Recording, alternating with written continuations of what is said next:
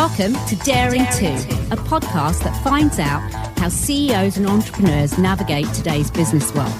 The conventions they're breaking, the challenges they faced, and the decisions that they've made. And lastly, just what makes them different.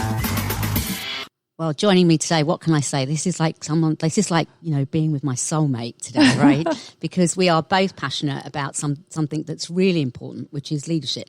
So I'm joined today by Beth Armknecht Miller, who is the CEO of Executive Velocity. I love the name, by the way, Executive Velocity. It almost sort of like says it all, really, right? It does, yeah. Right? Yeah. But, you ever had an interesting career. So here you are sort of in this sort of leadership consulting, making companies better. But that's not how you started your career. And I started my career in HR, right? And your career started in a profession. There's often like jokes that go on about like HR and the profession that you started in. So Finance. tell me about, tell me a little bit about that. So how did you make that transition? Not many people move from finance to a sort of a leadership.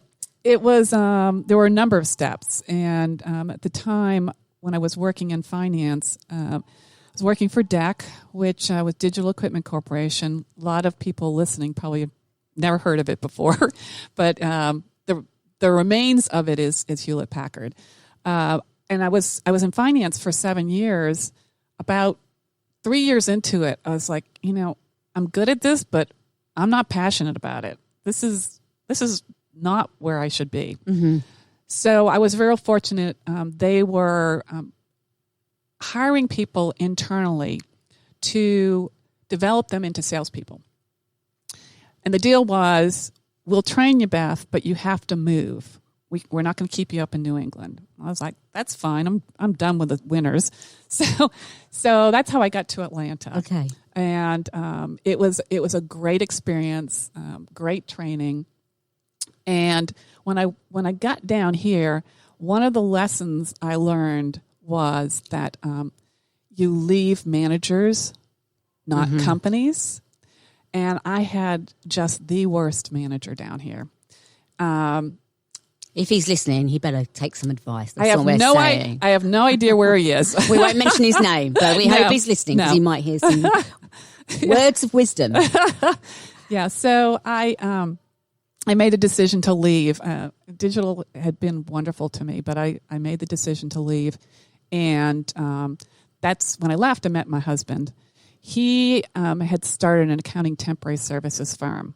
And so I had left and went to Coopers and Lybrand. Again, another company that doesn't exist anymore. I remember them, though. Yeah, now PricewaterhouseCoopers. I was in sales in their technology practice and was there for several years.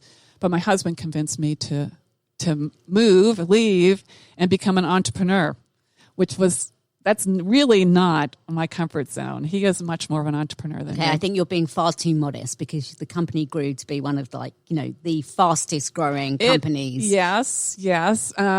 Another thing that I learned about leadership doing that was my husband had certain skill sets and I had certain skill sets. They didn't align. They were compatible, and he was able to fill certain things that I didn't have, and vice versa. So it really made a great partnership. Believe me, there were times when it was real difficult. I was going to say it's like a marriage made in heaven, right? But Oh, there were times. Believe me, there were times. We always tried to make sure that if we were disagreeing, it was over dinner and not in the workplace. And fast forward, we made Inc. 500, a lot of fast growing local awards as well. And then we sold back in 2002. It was not the best time to sell, but it was the right time. My dad had passed away. I was spending time going back and forth to help my mother up in the Northeast. And so I just didn't have the energy. So we took some time off. I was in my 40s at the time, and I got bored really quickly. There was only so much volunteer work I could do. Yep.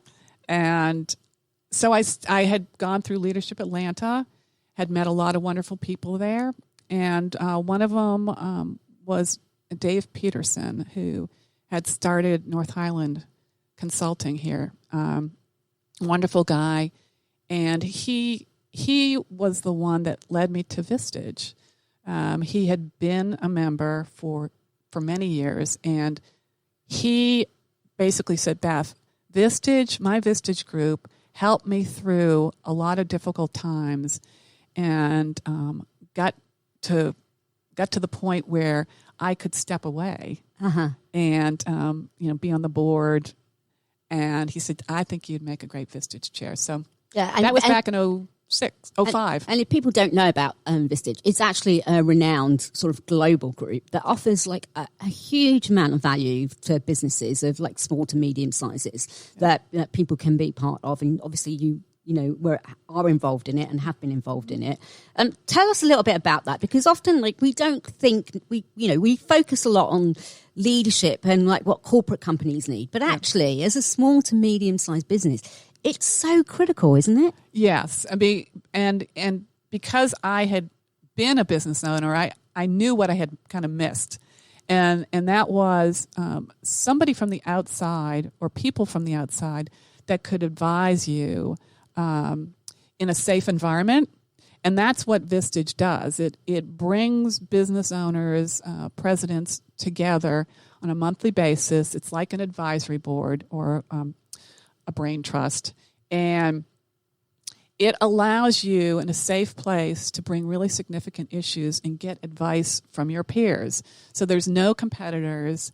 There was education involved as well. There were a lot of speakers that would come in and speak on various topics that were critical to small to mid-sized companies. And then there was coaching. So each month I would meet individually with one of the business owners in the group and coach both on leadership and business. Mm-hmm. Now, look, you strike me as somebody that's quite humble, right? So our listeners don't know, like you are not only an acclaimed author of a book called Talent Obsessed, you have been named a diva. I love that. I just don't want to be like gosh, a diva in a good way, guys. I forgot about that. A diva in a good way. Sort of like, 40 under 40 in Atlanta. Oh, you've done your research. Like, oh yeah, so I'm sort of like in awe because you come across, and clearly you are sort of a humble leader in terms of like what you have achieved over the years, but also I'm sure that must give you so much credibility with the leadership that you go in and work with. And today, we are both passionate about a topic that is close to our hearts, right? Which is the next generation of leaders. Every leader, legacy maybe, we would like to believe, right? That it's developing great leadership talent. Exactly. The reality is we both know that, sadly, that's not always the case. Right. It's still the case that we can pick up a consulting report, a global report, and say, like, what is it that keeps CEOs up at night, whether they're like corporate companies or small companies? And they will say, let me guess, I think probably I would say the last at least 20 years that I can think of, maybe longer than that. But one of their top 3 issues is their concern about talent and about leadership talent. Mm-hmm. So I tear my hair out. That's why it goes grey a lot. And I have conversations around that in sort of a strategic advisory capacity. Right. Like, you're going in and talking about that a lot. How do you get them to understand the importance of succession? Yeah. Oftentimes they've lost somebody key. There's pain involved, and so that's generally when they're interested in succession planning. It's not when things are going well. Unfortunately, there's a company that I worked with years ago who the CEO had gotten some bad health. Mm-hmm. And he realized he had a heart problem, and he realized, he was not going to live another 10 years. Mm-hmm. So he was somebody who was proactive in succession planning. So he called me in to actually consult and coach his high potentials. One of them specifically, who we identified as the potential president to take over. And during the 3 years that I was working with them, the CEO went from, 80 hours a week of work down to 8 hours. And he basically got the company to a point where he didn't have to be there. And consequently, he was able to sell that company to ADP for cash. Cash. There was no earnout, which is that's unusual, right? Phenomenal. Yeah. And, his key employees did very well in the sale as well. So it is about really developing that capability, because it's the people that have the value, right? Right. That creates the value of a corporation. And I think it seems like they almost miss that. I've read some of your stuff where you go leaders that focus on sort of the numbers kind of stuff. Right. And that's great. But actually that's not what makes the business go around. Right. So how have you helped them, and you talk about you got this guy interested in succession, right? I often go in and say tear up the succession plan, because you know what's going to happen. You're going to look at it and you're going to put all these names to it, and then you're going to have a problem and you're going to go outside and recruit. So what was the point of spending all that time doing it? So how do you help guide them through a process that they, because there must be a process that you use to help them do that. Well, right? there's initially I'll go in and we'll assess their readiness for a succession plan. Interesting. Talk about that a little bit. Yeah. So there are some key components to a succession plan that a lot of small to mid-sized companies don't have. A lot of large companies do, but it's things like understanding your core competencies, understanding leadership competencies, and so that might be an entire project right there, because they don't have those. And that can also help for hiring purposes, not just for succession planning, hiring and performance. They might not have identified key positions for today and key positions that they need in 3 years. And when they do that exercise, they'll often find out that there are positions that they need that they aren't on the org chart right now. Right. And then it's okay. We've identified the key positions, and sometimes they're not at the C-suite. They're somewhere down farther. There might be some subject matter expert that holds the keys to the castle, and they have nobody that's prepared to take that position. And there's a risk. I often talk about succession planning being risk management. It's a great way to describe it. Yeah. It's, you are creating a plan for success in the future. And you never know when there might be somebody that, God forbid, dies, gets disabled, decides to go to a competitor. And you've got to have that plan in place. And have those people that you've identified that could potentially move into the position ready. So then there's all about development and training. Yeah. And how hard is that though for a leader of a small to mid-sized company to go you know what, I'm going to develop these people, and they're actually going to be ready, i.e. they're going to do my job. I don't know that I'm ready for that. Right. How do you get them comfortable with that? Well, then that's a discussion with the CEO about, okay, where is your identity? Is your identity in the organization? What other things are you involved with? For instance, this gentleman who had a heart problem. Now, I don't run into that situation a lot, fortunately. But in his situation, his identity for years had been that company. Well, what was he ignoring? It was his family, right? So he started shifting. He started more travel with his wife, more family get-togethers. So he shifted his identity. Too often, 9 times out of 10, that's the discussion. The business owner is fearful because the company is his or her identity. Yeah, that's a really interesting point. And we've been through several weeks, a couple of months now of sort of lockdown, and that has had a massive effect both on large companies, but even more so on those small to medium-sized companies. Yes. And that I can't help feeling that there's going to have to be, and you read about it all the time, that we're seeing shift in what's important from leaders today and what they need to be focusing on, which is, yes, get your business up and running. But, you just talked about somebody that spent more time with family. Well, some people are realizing that they've been missing out just by being at home. Yep. There's leaders right now that are trying to think about how do I, restart, new normal, whatever. Mm-hmm. What do you think their focus should be as leaders trying to restart or reconnect their businesses? Well, I think through this challenging time, I've noticed that leaders, the good leaders, have really focused on employee well-being, and that's not to say they're not focused on results, but pre-COVID, they were focused on results first and then relationships, and I think that's flipped. Now, as we move into that recovery phase, and companies are already starting to go back to work in a phased approach. Client I was just talking to in Florida yesterday was talking about this, and you gotta make sure that people feel safe. Yeah. Right. If they don't feel safe and they're anxious, they're not going to perform. So why even ask them to come back if they feel that way? I was just writing a blog the other day about the fact that today is even more important for leaders to use their emotional intelligence and to really understand what individuals are going through.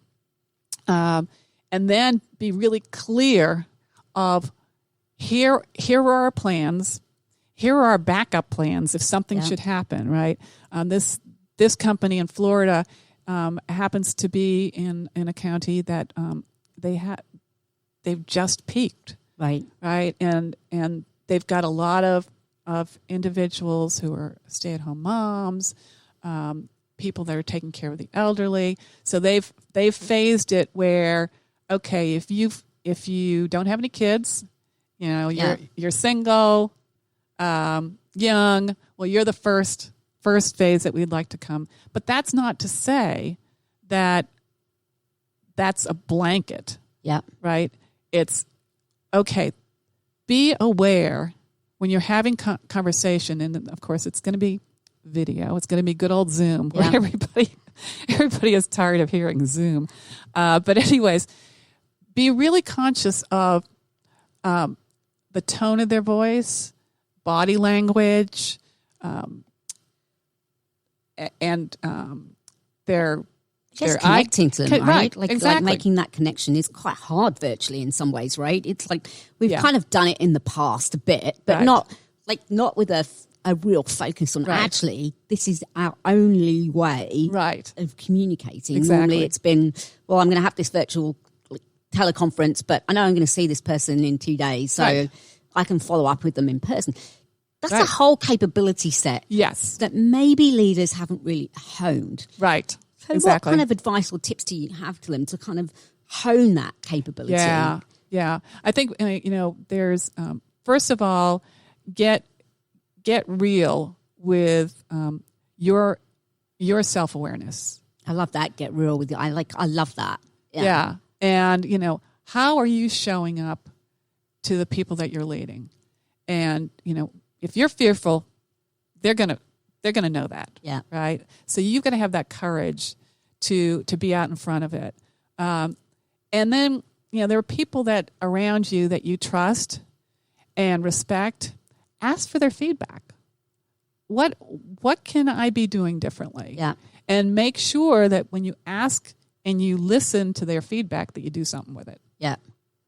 Yeah, that's really great advice, I think, because it's very actionable for leaders to be able to put in practice. And often I think they think that it's got to be like some, massive thing that is like, oh my God, how am I going to be able to do that? That's so out of my comfort zone. But actually what you're saying is just be in touch with yourself in some ways. Exactly.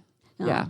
So how do you help companies also? You've talked about it. Some people are going to be nervous. Some people are going to be like, you know what, I'm ready to go back. That's all good. Mm-hmm.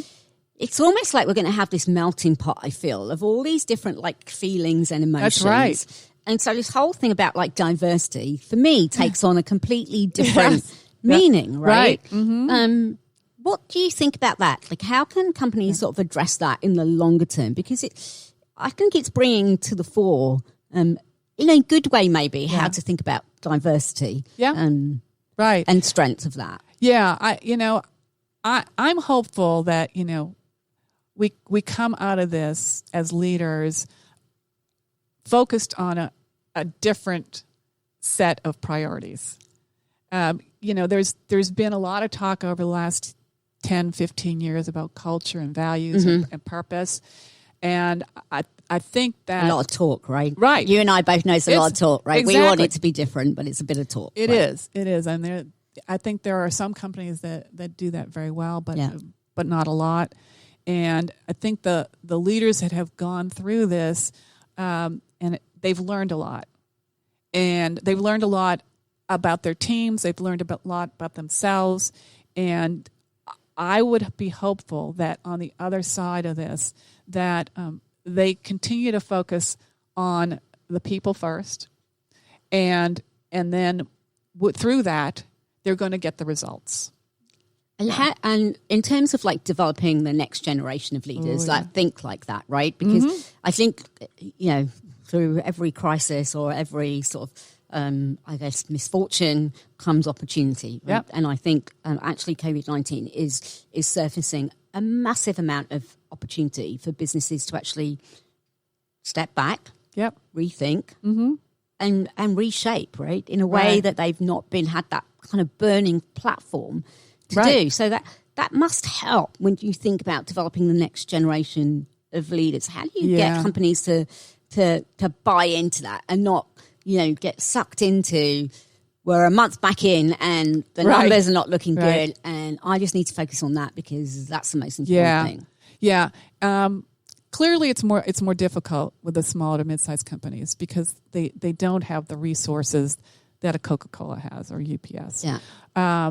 So really it's about, okay, what are the demands of those individuals coming back? Because I think that a lot of them are going to be looking at work differently and looking at the company differently.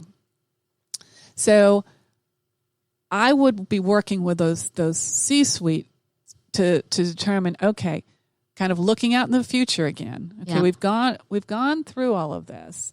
What have you really learned?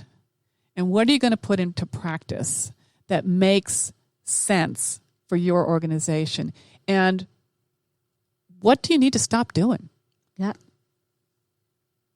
It's interesting, right? I wonder how many companies are thinking right now about all the things that they have like constantly done that actually they haven't missed, right? The reports that they've had written or the meetings that they've had that actually we haven't really missed it that much. Exactly. Sort of even for people going back to work, they were managing it through this 8 weeks or whatever, and do you really need to have these people coming back to work? Now, some of them want to go back to work because their kids are still at home, right? and then, but there are others that have that fear.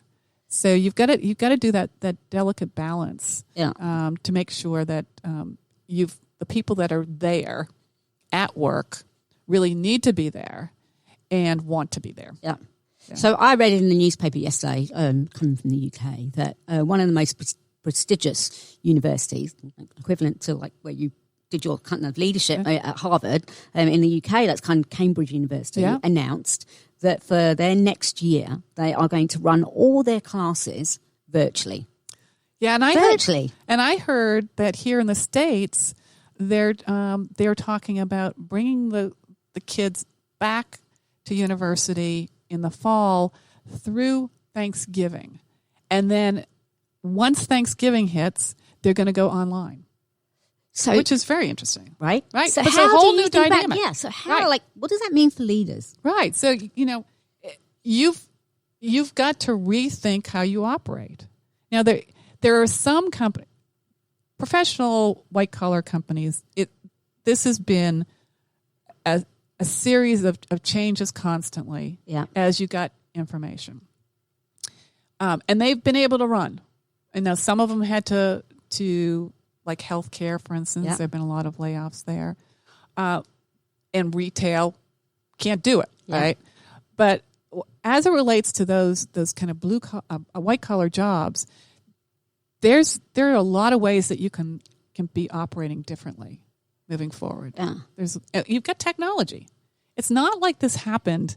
Can you imagine if this happened 20 years ago? I cannot imagine like how we would have coped with like lack of information and just sort of, it would have been. Obviously we would have found a way to cope, right? Because like human beings are, like they are kind of entrepreneurial. They find ways to cope. Like whether we believe it or not, we have like an inner sense that like of survival and like ability to deal with uncertainty in ways. Some people deal with it better than others, but we have an instinct that will help us get through it. But like you, I cannot imagine without the use of technology. If anything, it's probably speeded up the use of technology. Right. Yes, I think so. Yeah. But I can't help but imagine that lots of leaders are really scared right now because this is like a new paradigm. Yes. And it's almost like turning that page on that new paradigm is you're not quite sure if you're going to like what you see. Right. Because you've got this comfort zone. So you must have had to deal with that in the past, in different sort of scenarios of getting leaders to get comfortable of like not being in their comfort zone. Yeah. It's kind of stretching them. Yeah. And being comfortable with failure. Failure is actually a friend because you learn from it. I mean, if everything was perfect, boring, wouldn't it? Very boring. So one of the things that I've been doing personally is, everybody's making bread. Oh God! Yeah, right. I have friends that's like sending me pictures of them making bread. I'm like, okay, guys, what is this all about? Okay, well, I was one of them. Okay, and I want to know. I'm like curious. Well, and I had heard that yeast, you couldn't find yeast, so I thought, well, I'm going to do sourdough, but you have to get a sourdough starter. So I went on Google, found this recipe, and they said 5 days you're going to have starter. It didn't happen in 5 days. And so I kept feeding it, and I finally grew impatient. I'm like, I'm just going to make this bread. Well, it turned into a block. It was the worst. You can use it for other things, right? Yeah, bird food or something. So I continued to feed it, and 3 or 4 days later, I thought, I'm gonna try this again. Well, it was a little better, but it was by no means what it looked like in the pictures. So, I realized that I was impatient and I needed to slow down. So I named my starter Dudley Do-Right. Dudley Do-Right. So text that to my friend. So he was Dudley for a long time. Right. I slowed down and he finally became Do-Right. Do-Right, I like it. I got it. So just the other day, you have to do this float test to make sure that the starter floats, and that means it's active and ready to mix and stuff like that. So I did the whole process. You have to let it sit overnight. It's a long process. Well, I opened the oven and I yelled. I was so excited. It really looked like bread and it tasted good, and that was all about failure. Mm-hmm. 2 times, I didn't give up, and I kept working at it, and I felt so proud. You can just see it in your face, right? Like it's like I was so excited. I was running. I brought it down to my mother. My mother took a picture of it because they had been living through this whole thing too. Yeah. But I mean, that's a really good way to describe it. Like failure is a friend, and it's about like understanding your own sort of. I guess your preferences or your limitations in the sense like, look, you went like, I'm really just impatient. Like, I'm not used to having to like wait for something and not see it like work. It's like, come on, I like follow the instructions. Like what else is there to do? Right. But, and so it is a skill that we struggle with in society. It's like the being able to accept failure as a friend is something that we find hard to do. Yes, especially leaders. Because they're out in front, and And their mindset is they should have all the answers. Yeah. But they don't. That's why they have a team around them. Yeah. Right?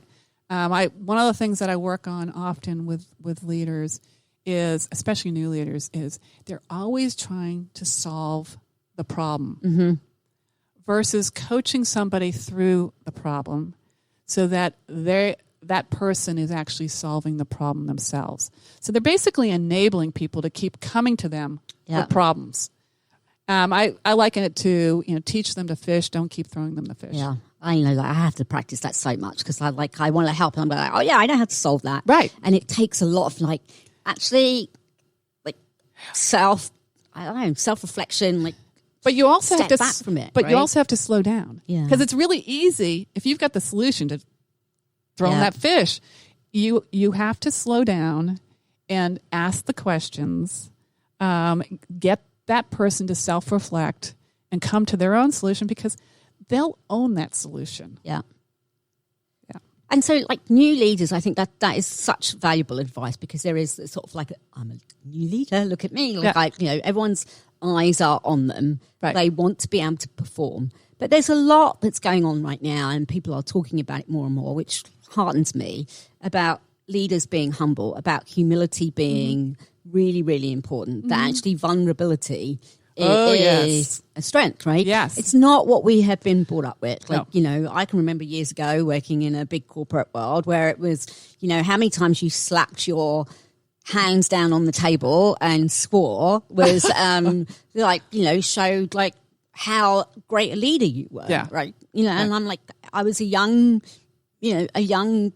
individual contributor leader at the time as well, thinking in HR going this is what we're talking about leaders should look like. Right. That's not necessarily a great sort of role model. Now we are hearing much more about the need for leaders to do that, to show vulnerability. Yeah, especially now. Yeah. Right? That, because everybody, leaders and their employees are all dealing with this. And so, nobody has the right solution. Yeah, that's true, actually. Nobody does, right? So maybe that's what's helping to encourage that humility, that there isn't a single, silver bullet or a single answer to know where to go forward. Yeah, and I hear a lot from leaders that, we're trying to be transparent.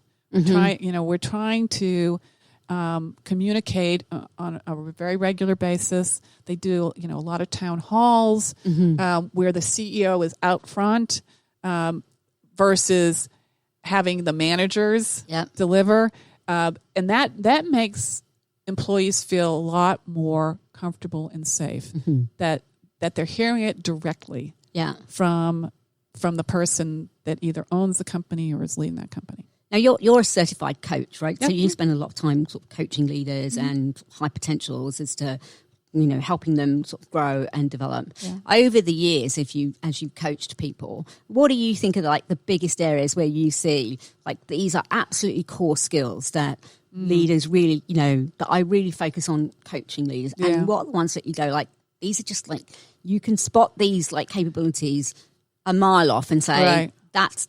You're just not going to make it as a leader. Because one of the other things I think that companies struggle with is making that choice about a leader and whether they should be a leader in the first place, or if they are a leader, making that call to say, actually, you know what, maybe there's a different role somewhere else. Yeah, I actually just had this conversation recently on a podcast. And, oftentimes companies will have a subject matter expert who's really great at what they're doing. And they make the decision that we're going to put them into a leadership position. There is a big difference between performance and potential. Most high performers don't have the potential to go into a leadership position. One of the things I encourage leaders to do is have a conversation with subject matter experts about what do they believe leadership is. If they hear them talk about management and not leadership, there's a problem. it's leaders are really great leaders develop future leaders. They are there to make their team shine. And it's about results. Yeah.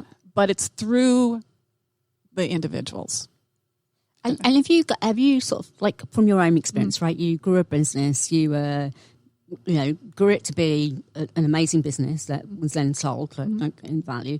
I mean, is that something what are some of your personal sort of memories and stories around that? Because you have such a good grasp of what's important in leadership, that how much of that has come from your own sort of experiences in growing and going through some of those situations? I have to say that I wish I had a lot of the wisdom that I have today that I did 20 years ago. I made a lot of mistakes, but they're valuable now, right? I think about some of the leaders that I've worked with in the past couple of years, and what brings me joy is to see them grow. One comes to mind. She was. I still work with her. She was 2 or 3 levels down in the organization from the CEO, and she had kind of hit her peak, and it was because of her emotional intelligence. She had real trouble self-managing her emotions.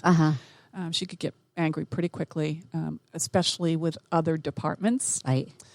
So the CEO called me in. I did an assessment, and I was pleased to see that she was highly goal-oriented and very competitive. So I thought, well, she's got the profile where, because she's so goal-oriented, and she knew, she was self-aware enough to know that this was holding her back. That I agreed to work with her, and it was amazing. She now is 2 levels above. She reports directly with the CEO, and she's like my biggest fan, and she's always calling me in to coach other high potentials. But it's about being self-aware, and that whole emotional intelligence. That is critical to leadership. That's one of the things that I find. There's communication. Yeah. And being able to communicate the vision and connecting the employee to that vision. Right. How do they fit? What's the customer service rep? How do they impact the long-term vision? How important is that? Yeah. Do you think that that's become, people have been able to connect more to a company's vision during this COVID crisis because the focus on communities and customers and that? Do you think that people are sort of connecting much more to their organizations if they are putting that time and attention into that? That area? I believe so. And I was actually on a webinar a couple of weeks ago with DDI, and they had been doing some research on employee engagement, and it has actually gone up. Yeah, over I can this imagine time. that. Yeah. And it was initially kind of counterintuitive. Yeah. I was like, really? But then when you started hearing about the time that CEOs and leaders were putting into the relationships with their employees, it made sense. Yeah. Those will be the winning companies that come out of this, small, medium, large, are the ones that have actually put that investment in. Yeah. So let's talk a bit, like you gave a great story about like helping a female leader sort of rise up the ranks. Obviously, we are 2 women who run our own businesses. Hurrah for that. And all the other women that do that. But, it's still a struggle for organizations today to have like sufficient representation of women leaders. That's right. At various levels. I don't care the size of the company. It's a problem wherever we look at it. Yep. And yes, there's loads of efforts being put into that. How do we solve it? Oh my gosh. If I knew how to solve it. We'd all be like, right, exactly. Yeah. Exactly. Yeah. Well, okay. So it's obviously a gradual thing. I think that, we've got a generation coming up who are demanding it more. Yeah. Right. They have a different perspective than our generation, and so I think we're getting there. You've got a whole baby boomer group that's about ready to retire. Yeah. Right. So you've got leaders coming in who are Xers or millennials that will bring that to the table. Yeah. So it's you can't force it. You can't mandate it. Yeah. No. Unfortunately. Yeah. And that wouldn't work. No. No. Yeah. Exactly. Yeah. So I'm hopeful. Yeah. Yeah. And clearly, I guess people like the individual that you've coached are sort of spokespeople and sponsors and ambassadors for what is actually achievable that we don't often think is sometimes as women in organisations about our own capabilities and what we actually bring to the table and can and I think it also deliver. depends on the leaders in the organization today. Like for instance, the gentleman that is the CEO to this woman, he was always trying to promote diversity. Yeah. It was a cornerstone of his. I think part of it was he had girls, daughters, right? It does make a difference when you say that to leaders, doesn't it? When you say to them like, it's your daughter, or your granddaughter, or your friend's daughter that are. Yeah. Those are the people that are going to be around. What do you want them to? Yeah, and I look at that. I look back on the leaders that I had that I admired, and many of them had daughters. Yeah, that's an interesting insight to that. That makes a difference because they can connect to that. Right. So tell us what's been. I mean, clearly it's passion that's taken you to set up the organisation and to move that forward. As you think about leaders that want to set up their own businesses or to think about, can I actually do this? How do you help? What would you say to them? What's your advice to them around, here are some of the things to think about whether you've got what it takes? Yeah, I mean, it's there are a lot of skill sets that you need. If you're going out on your own, there's, what's your network like? Yeah. How's your sales skills? What's your fear level, your anxiety? What's your risk factor?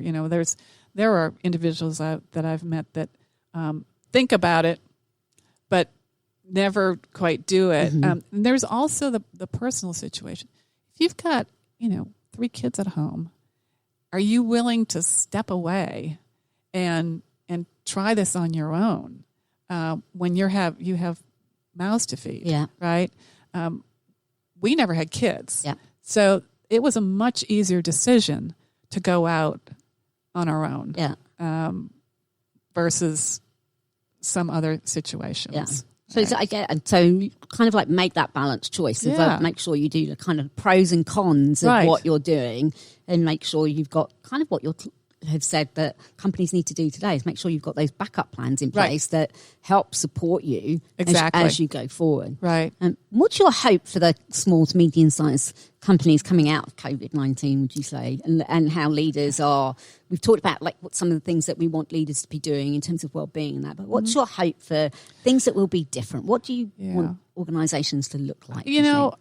My hope is that leaders remain open-minded to what has occurred, the changes that have taken place, and self-reflect as to what are those things that we want to keep, what are the things that we stopped and we just need to keep stopped. If that's a don't word. start them again. Right, exactly. Don't fall into bad habits, guys. Right. Yeah. And what do we need to do more of? Yeah. And I'm hoping that it's on that talent people side. Yeah. And that will then drive the results. Do you have a view on how much time leaders should be spending on talent and people in terms of their, there's lots of research or statistics that say they spend 60 to 70%. And I say, really? Come on. Like you may think you do, but do you really? Yeah. Especially small to mid-sized companies. Yeah. The smaller you get, the more that CEO is wearing a couple hats. Yeah. Right. they don't have an assistant. They're taking care of their calendar and travel arrangements if they travel. Yeah. And so it really depends. Yeah. I would like to say that if you're in that kind of 50 employees to 500 employees, which is where I generally work, that you're spending at least 25% of your time. Yeah, it sounds about good. Yeah. So that's like doing one-to-ones Yeah. on a consistent basis, mentoring, all those things. Yeah. I often have this view, I've written about it a lot. I tend to have a lot of opinions about lots of things. Yeah. And one of them is about sort of startup organizations and how typically when a startup starts up, the first hire that they try to do is probably the finance role, and then or there's sales. the legal role, and then it's sales. And yet they don't think about hiring like the talent leader or that helps assist that CEO who's spending so much time on it that actually what you need them to be doing is focusing on setting the culture, establishing the priorities. Right. It's almost like it's an afterthought. And It is. Why? You're right. Well, I think that they're so focused on generating profits, right? And in order to get additional investments, et cetera, they need to see results. But one of the things that I also see when they're hiring those individuals is oftentimes they will hire their mirror. Oh, let's talk about that. I love talking about that subject because we see it a lot, right? Yeah. It's, then you got, 3 or 4 people sitting around the table that are just like you. It's like that song, isn't it? I want to walk like you, talk like you. Yeah, exactly. Right? And that's really not what you want, because then you get groupthink, and it's not as innovative or collaborative. Yeah. How you help from a selection standpoint them to like look at that perspective and making sure you are not hiring a mirror image of yourself, and really testing the boundaries. Yeah. It's a diverse perspective that's coming in. Right. Well, when we're talking about small companies, I'll use an assessment called Business DNA, which actually is a local firm here. The research came out of Georgia Tech, and it helps to identify those natural talents, those things that you were formed between 0 and 3. That doesn't mean that you show up like that all the time, because as you get experience, you realize you need to shift. But what it does do is it shows your go-to talent when you're under stress. Well, we've been under a lot of stress. Yeah. Right? Yeah. I was doing some work with a staffing firm here in town, and we went in and assessed the team.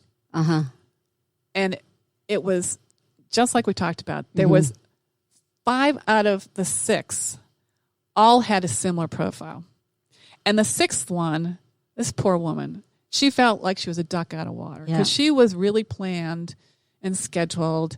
And here were this bunch of spontaneous folks. Yeah, it'd drive her crazy, wouldn't it? It did. It did. But going through the assessment, it made her feel better. Yeah. Right? That, okay, I'm not crazy. Yeah. Right? But what it did do was it then opened up the conversation of, okay, you have some positions you're going to be hiring for.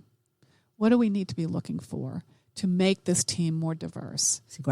So you don't have that group think, and you're not driving this poor woman crazy. Yeah, that's a great insight. So like teams actually reflecting on what capabilities they have today, and then saying, well, how can we augment that in a way that makes us more rounded and grounded to be able to grow, right? As you say, great leaders grow great people. There was a quote that actually that was in one of your blogs, which obviously came from somewhere, but it sort of, I think, personified for me something that I think would resonate with leaders a lot. I probably won't get it exactly right, but it was about us all being pencils, and we are, like a pencil, we're guided by the hand. That the hand that the pencil holds, like the hand that holds the pencil, and that every one of us always needs to sharpen that pencil, right? Yeah. So it's almost like you sharpening your skills, like constantly doing that. Yeah, that's hard, isn't it? Like to constantly do that. So that is one of the things that I encourage leaders to understand about those individuals that they're hiring. Are they learners? Uh-huh. Because in today's world, if you're not hiring learners, you're going to grow past them. And you, especially in small companies, you're going to grow past them, and then you're going to have to make a decision. Is this person fit our organization now? I mean, we had that happen several times with our company in the early days, and it was hard. I mean, because these individuals had joined us early on, but they weren't learners. They weren't adjusting to change, and they no longer fit. It's really hard because we felt a sense of loyalty, but we weren't doing them a favor by having them stay. And actually, one of my previous guests, the CEO of tech companies, several tech companies, and spun them off, said exactly the same thing, from his own experience about how hard it was to transition from the type, both for him personally, but then also for the team, in terms of like knowing the skills that you need to do one thing may not be the skills you need in a different sort of time period in an organization. And that's so hard to almost get people to think about. But I do think it's really worth reinforcing. And, again, I encourage listeners to always go back and listen to a couple of bits of the podcast. This is one of them that says go back and reflect and really think about the capabilities that your team has. And as you hire, think about what you are doing around that. And do listen to the story about the bread, because failure is your friend. Just get that across, right? Failure is a friend. I think it'd be so important to sort of resonate. I asked everyone that comes on the podcast what their daring to moment is. I mean, I imagine that you must have had loads, right? Because taking the businesses to success. Maybe it's to do with being a diva. I don't know. Maybe it's being a 40 under 40. Maybe it's where you are now. What is it? I'm one of those people that looks to the future. I'm not looking in the past kind of gal. I've got a brother who is, so it's a real challenge talking to him. But I think it's today. Yeah. That's a great daring to. Fabulous. Beth, if people want to know more about what you do, how can they get in touch with you? The work that you do around leadership development, to selection, and just making companies perform better. What's the best way for them to contact you? Well, I think the two ways is LinkedIn. So Beth Armknecht Miller. It's ARMKNECHT. There's only one of us. And then my website, executive-velocity.com. I have a lot of free resources out there. Some great resources, on hiring, leadership, and succession planning. That's great. And obviously you've got a book called Talent Talent Obsessed. Are you Talent Obsessed? Yeah. And I love the title. Which is now in hard copy. For years I just had it as an ebook. So it's available on Amazon. And everybody should be talent obsessed. That's what I believe. Yeah. Well, I hope, listeners, if you've enjoyed listening to this show, then please leave your review and let us know. It's been great having you as a guest today. Thank you so much. My kindred spirit has been with me today. So thank you very much. Well, thank you. It's been a pleasure. Right. Thanks for listening. Enjoyed the conversation? Make sure you subscribe so you don't miss out on future episodes of Daring 2. Also, check out our website, dareworldwide.com, for some great resources around business in general, leadership, and how to bring about change. See you next time.